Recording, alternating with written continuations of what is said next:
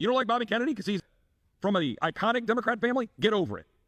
I don't agree with Bobby Kennedy on a lot of different things, but I agree with him that we need to fundamentally change our healthcare system, that we need to make America healthy again. I agree with Tulsi that we've been involved in endless wars and endless conflict that is draining our resources and undermining the men and women in uniform. I agree with Pete Hegseth that wokeism is destroying the United States military. I agree with Pete that we don't need to have endless wars.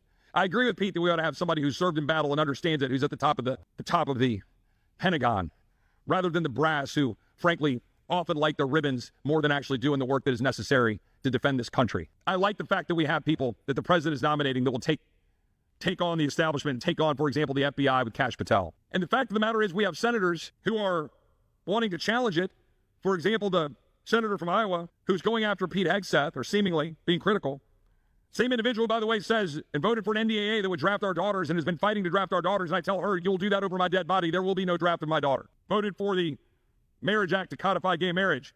Went out to her constituents and talked about how the horrible Senate border bill was somehow a good bill and then scolded President Trump for opposing it. Voted for Garland for AG. Voted for Lloyd Austin for defense. Voted for Buttigieg for DOT. Voted for Janet Yellen. Voted for Ukraine's borders over America's borders. And with all due respect to the senator from Iowa, you're not where the American people are. President Trump is, and Pete Hegseth is. We have an obligation to change this town or we're going to lose this country.